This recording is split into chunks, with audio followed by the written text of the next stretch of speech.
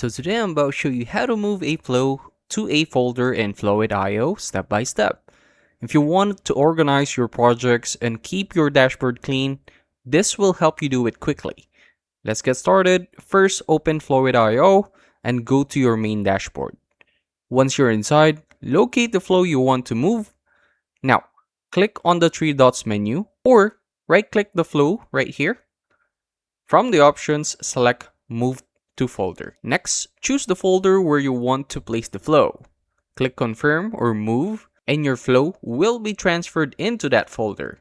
For better organization, keep related flows in the same folder, use clear folder names, and regularly clean up unused projects. And that's it. That's how to move a flow to a folder in Flowith.io. If this helped you out, make sure to like, subscribe for more quick tutorials like this, and comment down below what other topic you want me to break down next. I'll see you on the next one.